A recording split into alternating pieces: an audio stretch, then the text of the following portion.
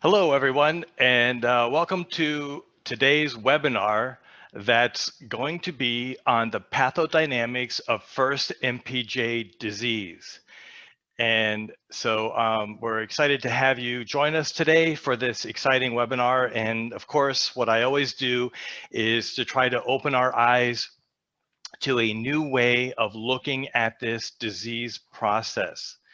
And something that we have to keep in mind and a lot of the different presentations that I've done is that we can't only have tunnel vision when we're treating foot and ankle pathology. We have to take the entire foot structure into consideration.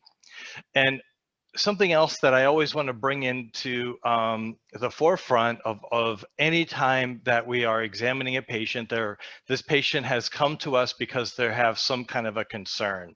Maybe pain is present or it's not present, but your job is to be a consultant as a foot and ankle expert. So you're a healer. You're there to try to make their lives better, to give them a better quality of life. And the best way to achieve this goal is to not just focus on the patient's symptoms, but to think about what is the underlying etiology of those symptoms. And then what we want to do is offer a form of treatment specific to that patient and their situation that makes sense.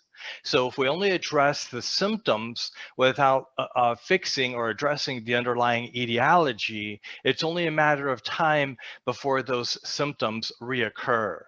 So that's one of the things that we want to look at is that underlying etiology. And it's possible if we catch this early enough when the symptoms just begin, that all we need to do is fix the underlying deformity and that symptom will just resolve on its own.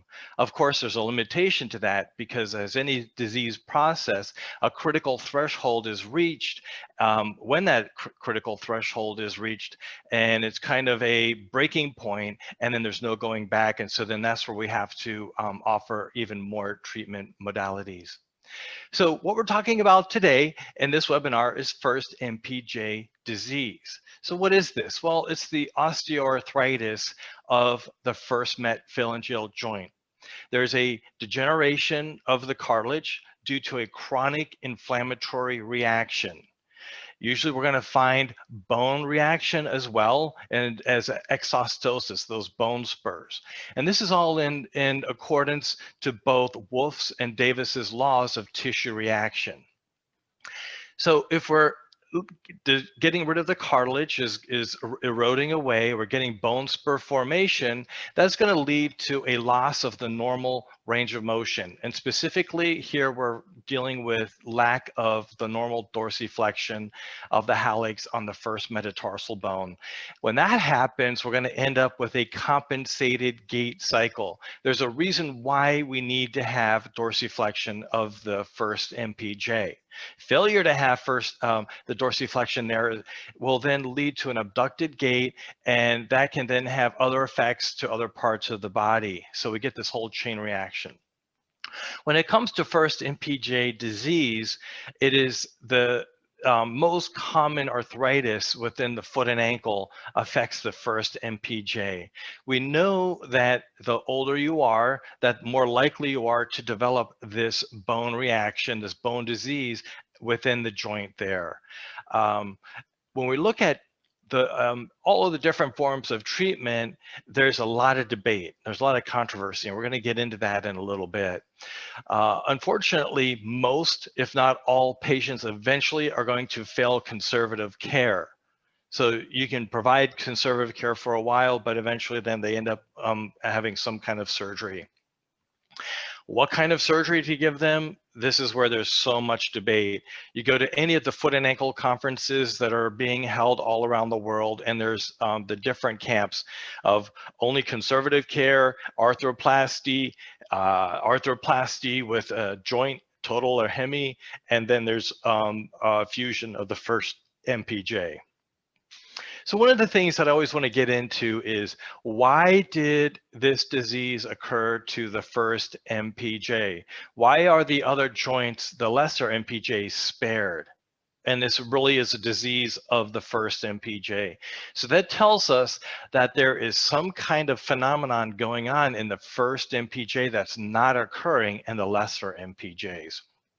This is not like an autoimmune thing. There is a specific reason why this disease attacks the first MPJ. So if you don't know the answer yet, you're going to be getting that answer very soon. So we talked about that this is something that gets increasingly older as we age, or more common as we age. And babies are not born with this condition. So this is a functional acquired disease process. And so we look at the range of motion of these kids and they're fine. There's no issues whatsoever. But then once they hit 40, 50, sometimes younger, but usually it's 40s and 50s, that's where we have patients coming into our offices saying, hey, I'm having pain in my big toe joint. What can you do about it? So this is a dynamic deformity because it gets progressively worse. So that's why we cannot think of this as a static deformity. It's a dynamic deformity. And so what is the dynamic issue that we're talking about? So that's something that we have to address. And that goes into the underlying etiology. So when that patient initially comes in, and this is of the old school of thought, with that limited first MPJ dorsiflexion, range of motion, pathology, and symptoms of their first MPJ, what are you going to offer them? You're just going to tell them to rest their foot or to not walk as much? We need to walk, we need to exercise. Are you going to give them some oral medications, some anti-inflammatories? Is that really going to help fight this and prevent this from getting worse? No. You're going to give them some shots in their big toe joint. Yes, it's going to give them some immediate pain relief, but within a few weeks, it's going to wear away, and then they're going to come back with more pain.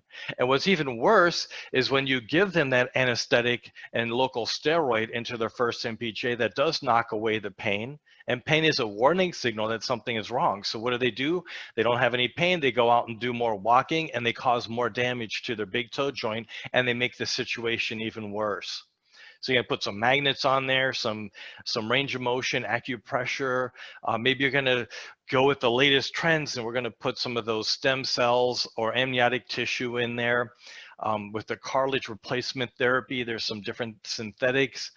The only problem is that with all of these, nothing is shown to prevent the progression of the deformity.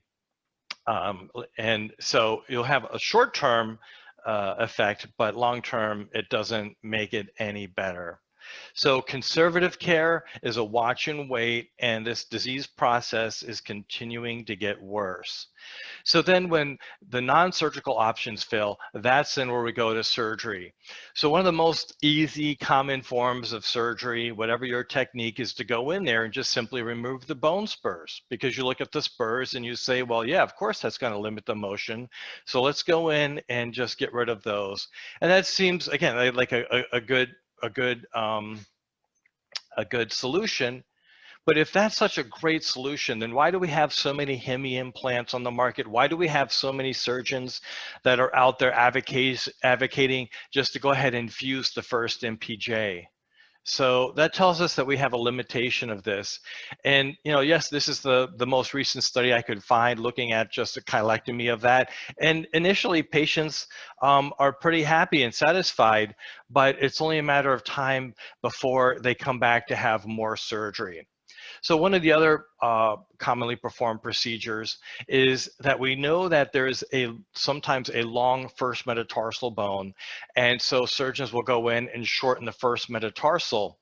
The only thing is that according to the literature, there's almost a 23% revision rate, which doesn't really make any sense. If you shortened it, then that should just work. But you still have to go back in and perform more surgery. And 30% of the times patients end up with metatarsalgia from the lesser metatarsals. So this is a procedure that has some known complications with it. So this study looked at the revision rate of chylectomy versus the shortening osteotomy for hallux rigidus. And what they found is that the decompression osteotomy was more technically difficult. Of course, I mean, it's not that hard, but you have to go in and make sure that you shorten it and you don't shorten the first metatarsal too much. And of course, there's a much different post-op rate. But this study looked at the comparison of first MPJ arthrodesis, hemi implant, and then the resectional arthroplasty. They found that metatarsalgia was present in about 10% of the patients, that the hemi implants had bony overgrowth in 28%. So that means that we ended up back with our Hallux limitus. And then if you go in and just resect the first MPJ, that patients had loss of function. So they kind of had this weakened Hallux, and that was almost 31%. So all of these procedures are not without their potential risks and complications. It was interesting, a few years ago, or several years ago, the latest and greatest trend was ceramic implants because they didn't have a lot of the issues of the celastic implants. But one of the issues that we found is that there is a bone reaction to the cement. There was a radiolucency, which then led to weakening of the bone, potential fracture, that the implants somehow became malaligned, which doesn't really make any sense. That there is sinkage and impaction of the implants into the end of the first metatarsal bone or the base of the hallux. So that's not a good thing. And again, we have to think about, why did these things happen? The malalignment of the metatarsal component, or the proximal phalangeal component, which is what I was talking about. And basically, they ended up with poor clinical and radiographic results. So that's not good. This is another study that looked at first MPJ implants, and of these 30 patients, 16 showed, which is more than half, showed loosening or bone reaction from the implants. One of them even had a fracture of the ceramic implant. 8 implants had to be revised, and there was a 26% reoperation rate. Well, that's not pretty successful, is it? So, so that's why some people are not advocates of that procedure. Then even more recently, there is a synthetic cartilage implant that came on the market that was supposed to be this great new revolutionary product.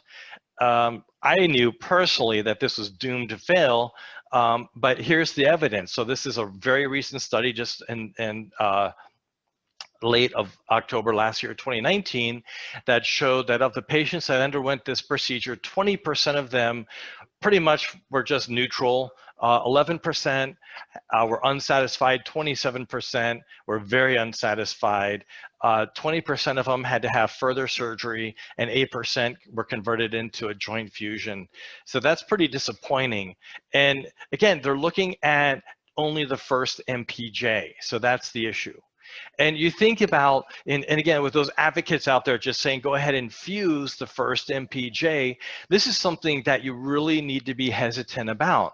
Number one is because of the non-union rate is almost 10%. And if you have, that's significant. I mean, if you have a patient, you just need one patient that has a non-union, it's a nightmare. And then after that, patients end up with lesser metatarsalgia. So you have to think about, again, there's a reason why we need to have dorsiflexion at the first MPJ. And what you're doing is you're extending that first ray, and then patients will end up with an altered gait pattern, and that can lead to other complications to their body. So why is it that we have such mixed literature as far as the success of the treatment of what should be a pretty easy problem to fix? So this is why. So we're now finally getting to the meat of this lecture. When a patient comes in with that first MPJ pain, the majority of people are only focused on the first MPJ. We're looking at the disease process here, but we're eliminating looking at the entire rest of the foot structure. So what do you see? Well, it's so obvious once your eyes are open to this condition. We have a partially dislocating talus It is malaligned. It is not normally aligned. So then we ask, can a partially dislocating talus have a negative effect to first MPJ anatomy and function? Now, we know that when the talus slides forward, this is going to push the navicular, the cuneiform, and that first metatarsal bone longer. So this can create that functional longer than normal first metatarsal bone where it's not actually longer than it should be. So the other thing, what happens with a partially dislocated talus is that this is going to create a longer than normal period of unlocking or of pronation of the joints within the hindfoot, midfoot, and even forefoot. So that is going to put a lot of excessive pressure on the first metatarsal bone, and it's going to force it out of alignment. You're going to end up with that too many toes sign, the forefoot valgus, which is going to push a dorsal medial force under the head of the first metatarsal once the heel is lifted off of the ground for heel lift. So all of that then is going to lead to excessive range of motion of the first MPJ. So when we look at that Valente procedure, we have all of this stuff going on with partial obliteration of the sinus tarsi, anteriorly deviated cyma, and a sagittal plane deformity as well. We have a increased talar declination angle, and then we have that unlocked first ray, and then the first metatarsal bone is elevated, all because of what's happening in the hindfoot. The hindfoot controls the forefoot. It's not that the forefoot controls the hindfoot. So when you go in and perform that great Valente procedure, we still have the underlying etiology present. So we still have pathologic forces acting within the first MPJ, and that's why Valente procedures fail long-term. So again, I just want to show this little video here when that patient comes in with that first MPJ pain, maybe they're in their 20s, and you just give them their orthotics. Meanwhile, with every step that they take, we have the pathologic forces acting within their first MPJ. So then they have failure of the conservative care. Then they get an arthroplasty, a hemi implant, and then finally we go in and do this arthrodesis, but they still end up with lesser metatarsalgia. So what if when that patient first came in, instead of just giving them an unproven form of treatment to eliminate the excessive forces acting on their first MPJ, we could give them a form of treatment that actually would help to reduce the forces within their first MPJ. And that's why it's so important to take into consideration this partially dislocating talus. So you have to think about first MPJ disease as a dynamic, not a static deformity. So look at the hindfoot first. So the talus is aligned, it's partially dislocated. Again, this is not even significant. This is a very mild case, but now look what happens to the first MPJ. Look how the joint that is being compressed. And what is osteoarthritis? It is a joint compression that occurs chronically. So the articular cartilage is doomed to fail here. Why do we get the bone spur formation? It's trying to limit this excessive motion within the first MPJ. So that's why when you go in and give an injection and try to do these other forms of therapy, that's fine temporarily, but we still have this partially dislocating talus leading to further pathology. Why is this disease more get progressively worse the older you are? Is because you continue to walk. You're taking thousands and thousands of steps a day, and so that every day this is being traumatized with every step that you take. Why is it that these first MPJ implants fail, and why do they get impacted into the proximal phalanx, or if it was a total, into the head of the first metatarsal bone? That's because nobody took into consideration the partially dislocating talus. So the talus during the swing phase of the gait cycle is aligned on the calcaneus, and as soon as the heel makes contact, and then we have full plantar foot contact and the talus partially dislocates, that jams the first metatarsal into the base of the proximal phalanx. So that's where we get this impaction force from proximal to distal. Why is it that these other synthetic cartilages fail? Same thing. They only look at the first MPJ without identifying a hindfoot pathology that has to be taken into consideration. Otherwise, we still have those same pathologic forces acting within the first MPJ. So that's why you cannot have tunnel vision. So the surgeon, when they first put this first MPJ implant in, they didn't put it in like this. Everything was perfectly aligned. But now you fast forward a few years after hundreds of thousands of steps, and with a partially dislocating talus and the same pathologic forces acting on the first MPJ, that's why we ended up with this first MPJ implant failure. So the same thing when you go in and perform an arthrodesis of the first MPJ, the talus is still partially dislocating, and that's why we end up with lesser metatarsalgia. I mean, of course, we have to add in the fact that we've limited the first MPJ range of motion, but that's why we end up with non-unions and these other complications. I mean, the surgeon picked a great patient to perform this arthrodesis procedure. They had good surgical technique, but the only issue that they failed was to identify and address a partially dislocating talus. So not to get too crazy about this, but what if you fail to diagnose a very significant pathology within the foot and ankle that has been proven to be the leading cause of first MPJ disease, and all you do is focus on the first MPJ without even addressing the underlying pathology?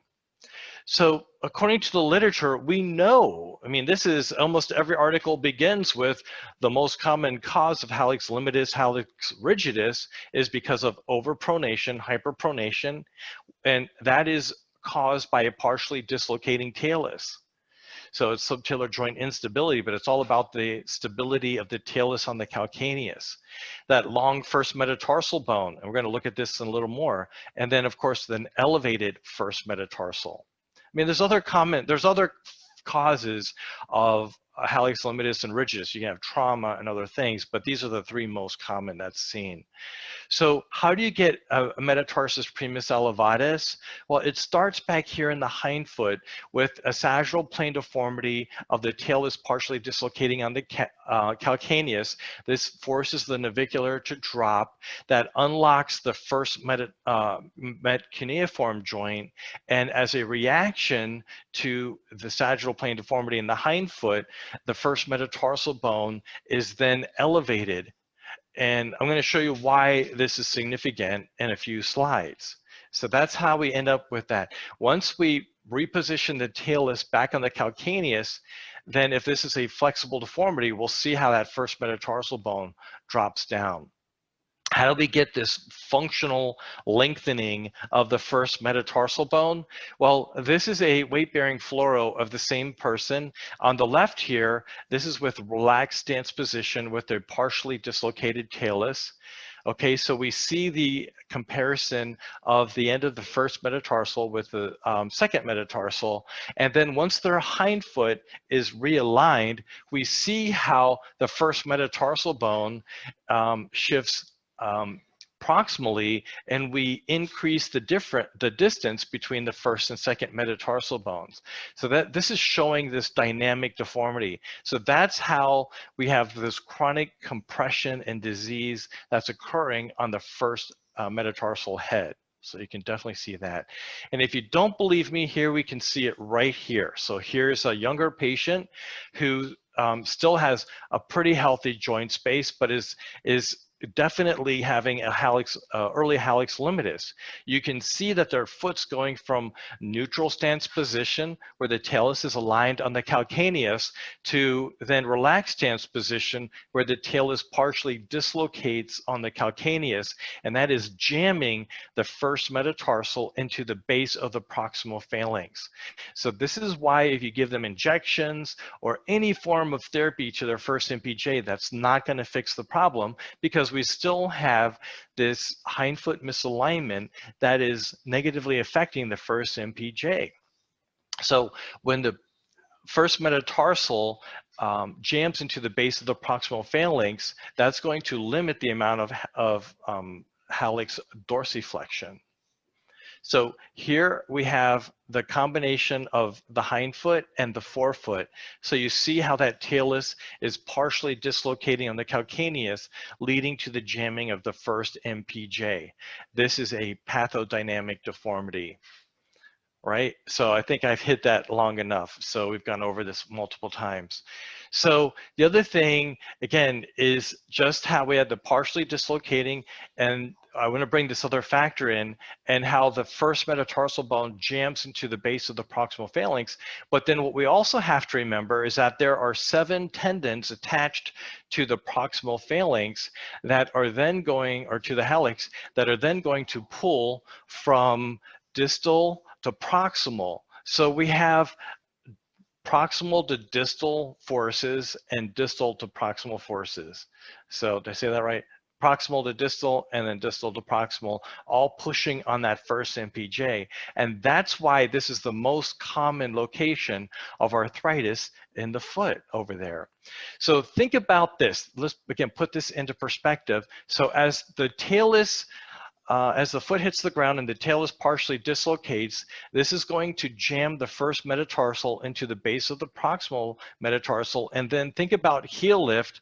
When we have the dorsiflexion of the hallux, that's going to then grind on the head of the first metatarsal bone thousands of times a day, and that's where the cartilage gets worn out. So even if we perform a surgery over here and remove all of the bone spurs, we still have the underlying pathomechanics. So what's the fix? So what we have to do when the patient comes in with this condition is first look at how can we realign and stabilize the talus on the calcaneus to prevent the anteriorly deviated cyma, how that the talus is being pushed forward, to realign and normalize the sagittal plane alignment of the talus, to prevent the navicular from falling down, and to provide stability to the hindfoot. We know that this deformity is occurring above the bottom of the foot, and that's why it is impossible for an arch support, any kind of custom-made orthosis, to realign and stabilize the talus and the calcaneus. So orthotic therapy is subtherapeutic when it comes to the treatment of hallux limitus, hallux rigidus, because it is not accomplishing the treatment goal of preventing this partially dislocating talus. It just simply cannot happen. An orthotic cannot prevent this transverse plane partial dislocation of the talus. There's other places that it's extremely helpful. I'm not saying that patients should not be given this as a form of treatment, but it's only a partial form of treatment. It's not a cure-all, fix-all. So just like EOTTS is not a cure-all, fix-all either. So a lot of patients need a combination of procedures. But when it comes to the stabilization of the talotarsal joint, the EOTTS is by far the most advanced and best therapy that you can provide a patient if they are indicated for this procedure, if they're a candidate for EOTTS. So let's take a real close look at the decompression of the first MPJ by only inserting the HyProCure stent. So without even performing any kind of procedure at the first MPJ, we can have a positive effect by just popping in an HyProCure. So we can see that we have shortened the length of the first metatarsal, not really, we've just prevented it from getting elongated because of the anteriorly deviated cyma from the talus pushing forward. So look at the distance between the tip of the sesamoid and the head of the first metatarsal bone. And then now we've shortened that. So that's going to instantly increase the range of motion of the first MPJ.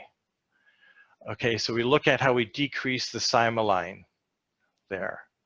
So you can look at, again, the same thing. So we've normalized the sagittal plane deformity. We've prevented the anterior deviation of the cyma. We've lifted up the navicular. We've stabilized the hindfoot. And then that has a positive course to the forefoot. So we're getting to the end of the presentation here, is that when a patient comes in with first MPJ pathology, the first place that you need to look is not at the first MPJ, rather you need to look at the alignment and stability of the talus on the calcaneus. And we have to think about how can we first fix this, and then we have to think about what other options are needed to stabilize or to help the symptoms in the first MPJ.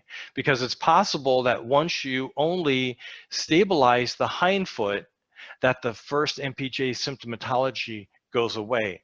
And of course, we're not just going to discuss symptoms within the patient's feet, because we know that when it comes to RTTJD, the recurrent talar joint dislocation, that only 20% of the symptoms show up within the foot and ankle, and the majority of symptoms show up as knee pain, hip pain, and back pain. So whenever anybody comes in with their first MPJ pathology and you see a partially dislocating talus, ask them, how are your knees, hips, and back?